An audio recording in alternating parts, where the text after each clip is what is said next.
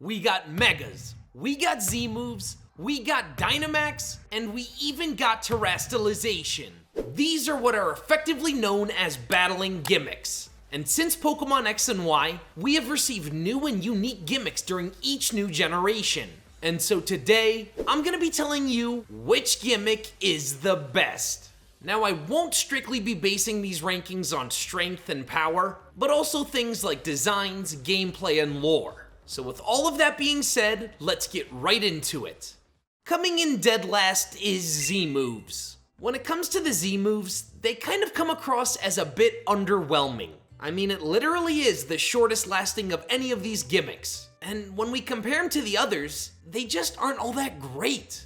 At a surface level, Z-moves were the one-time super nuke button that you could use once per battle. And I mean, these Z-moves could outright whiff in battle if the opposing Pokemon isn't affected by your type of Z-move. And these Z-moves were also nerfed by Protect too.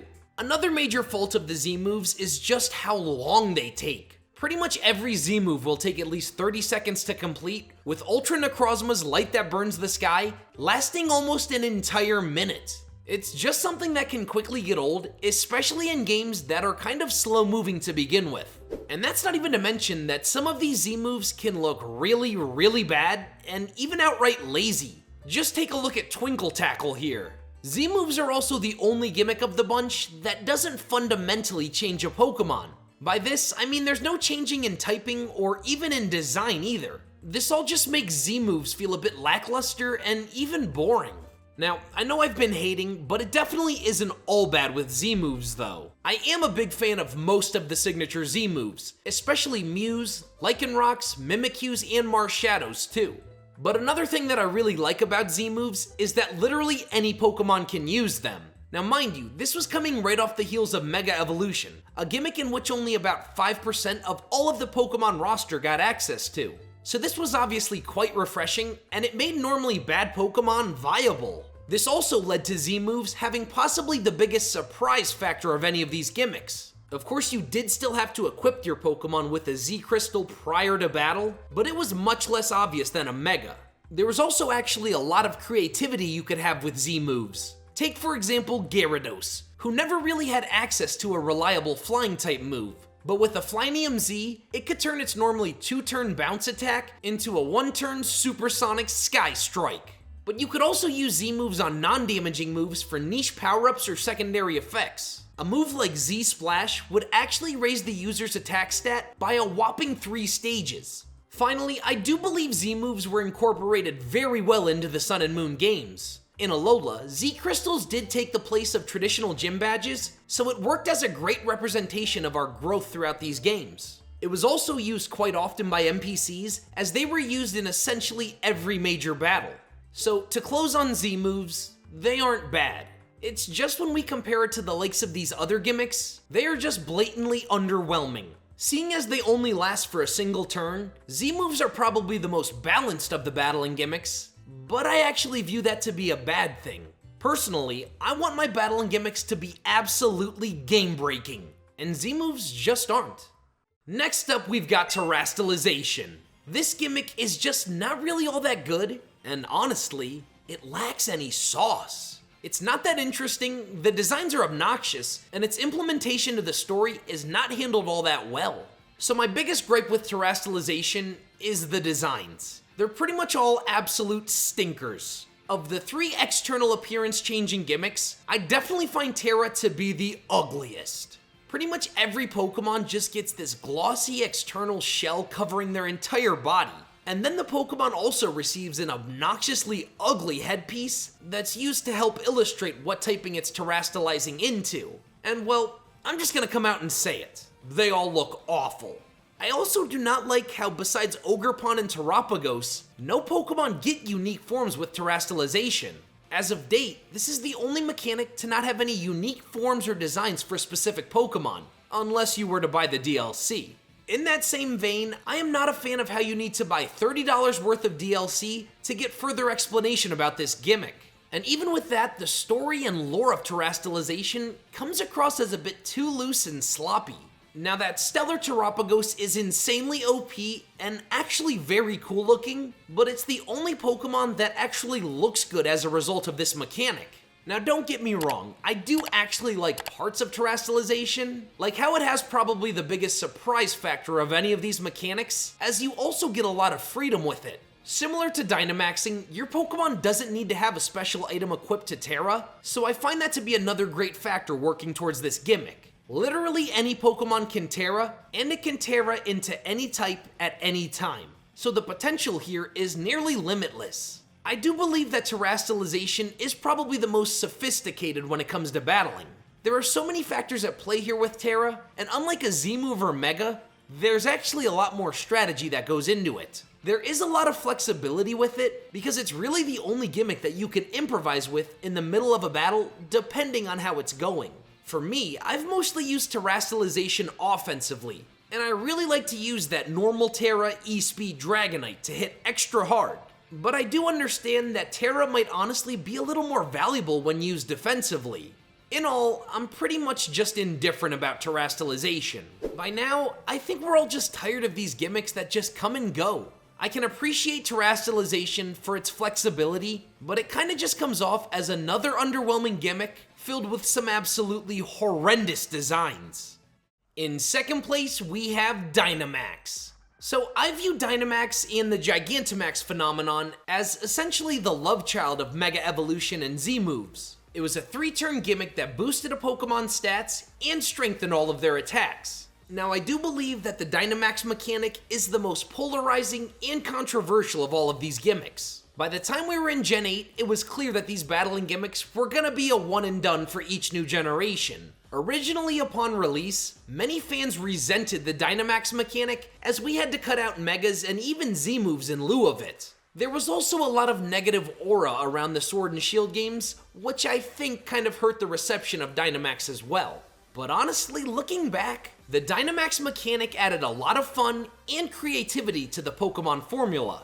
From a battling perspective, Dynamax was able to make any Pokemon that used it pretty flippin' good. I also love how it was implemented into the gameplay of Sword and Shield. When that Dynamax theme starts playing, it just gets me so hyped up for a battle. The lore of the Dynamax phenomenon is actually pretty solid too, resulting from Galar particles spread throughout the entire region from Eternatus' legendary battle from thousands of years ago.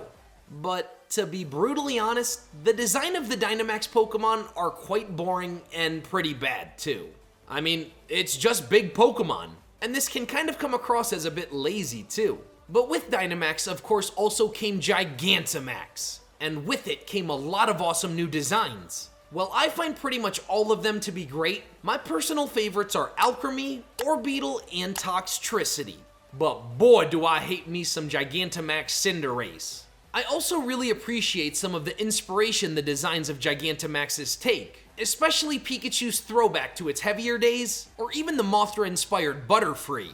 Another underrated aspect of this gimmick is the max raid battles and the Dynamax adventures. Getting to team up with friends to take down a powered-up Pokemon was actually a very fun mechanic, and I think it was pulled off a bit better here in Generation 8 than it was in Generation 9. But what I don't like about this gimmick is that you need very specific conditions to actually activate Dynamax. With all the other battling gimmicks, you're able to activate them whenever you wanted, whether it be in the champion battle or in Route 1. But with Dynamax, you need to be near a power spot to activate it, so you're really just limited to gym battles, league battles, and online matches. There's also the fact that the Dynamax and Gigantamax mechanic is probably the most unbalanced of any of these gimmicks, especially when we talk about online battles. The double HP and stronger moves are one thing, but with every Dynamax move comes a secondary effect that can ultimately end up being a little too much. But while I do think Dynamax can be viewed as a little bit lazy, I do look back on it fondly and believe it to be the second best gimmick that Pokemon has introduced. But of course, Mega Evolution is the best of all of the battling gimmicks. If you ask me, Pokemon absolutely hit it out of the park here with this gimmick, and it's really not a close competition either. It's also abundantly clear that Megas are the most beloved by fans. I mean, it always seems like whenever a new generation is announced, that fans are hoping Megas make their return and then theorizing as to what older Pokemon could get a new form. I also remember the insane levels of hype that surrounded every new Mega announcement trailer that released in anticipation of Generation 6. There was just sick amounts of hype behind this brand new gimmick coming to the Pokemon franchise. As such, Megas are also the most recurring battling gimmick and have been accessible across multiple games and generations. Game Freak even does a pretty good job advancing the story and lore of Megas with each new installment. Then when it comes to the design of Megas, a lot of them are actually really great. Sure, some are pretty bad, especially when they just get spikes thrown on them, but I'd say a solid 90% of Mega designs are at least above average. I mean, both of the Charizards, Metagross, and Pinsir are all easy 10 out of 10s. But I also find the designs of Mega Sableye, Gardevoir, and Absol to be very elegant and quite charming too. Then from a battling perspective, I still believe Mega Evolution to be the most broken of all of the gimmicks. Mega Pokemon like Salamence, Lucario, and Gengar were legitimately meta-defining mons. But then there was also Mega Kangaskhan, who was in fact so busted that it quickly needed to be nerfed one generation later, as its signature ability Parental Bond was a game-busting ability. However, all of these other Megas paled in comparison to Mega Rayquaza. It took an already OP legendary and made it even stronger. And it was also the lone Mega that didn't need a Mega Stone, so that meant you could throw something like Leftovers on it to keep it around in battle. And of course, we also got a great story about Mega Rayquaza in the Delta episode that climaxed with one of the coolest battles ever as we squared off with Deoxys in space. In all seriousness, there's just no moments or battles with these other gimmicks that can even come remotely close to this. Mega Evolution was also a pretty solid answer to power creep, as mons like Beedrill, Glalie, and Ampharos received some much needed power boosts here. Mega Evolution is also the gimmick that inherently changes a Pokemon the most. Upon going Mega, the Pokemon receives a whopping 100-point boost to its base stat total, but oftentimes it also gains a new ability and even sometimes changes typings too.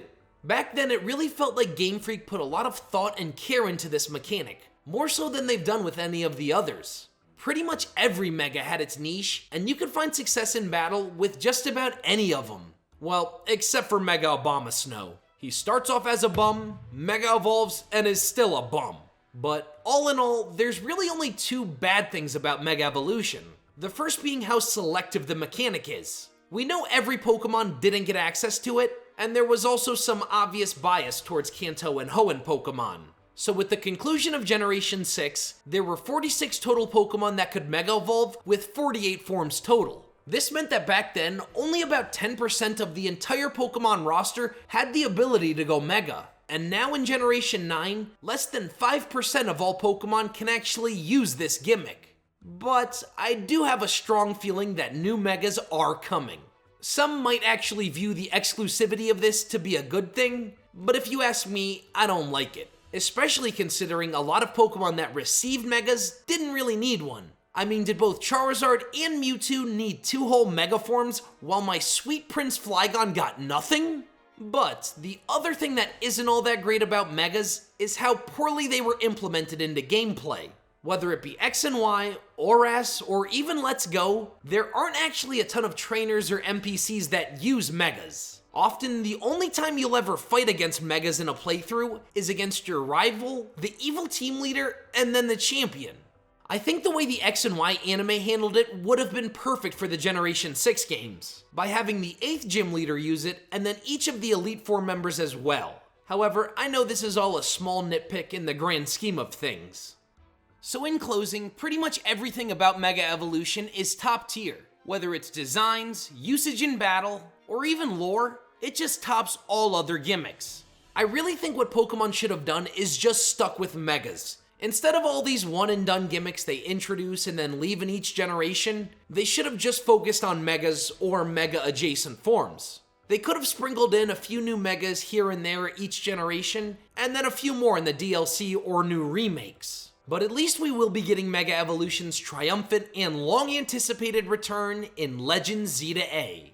In closing for this video, I don't want you to think that I hate any of these gimmicks. It's just, I for one have become so tired of these generational one-and-done mechanics. It just kind of seems like now they're a bit more forced down our throats. While I do appreciate Game Freak for altering the tried and true Pokemon formula, it seems like there isn't that much thought or care put into these mechanics anymore, and that they instead are just focused on rolling out something new every couple of years. Well guys, that was my ranking of every battling gimmick in Pokemon. But of course, you gotta remember that this was just my opinion. Make sure you let me know what you think of my rankings and what your rankings are in the comment section below. Thanks guys!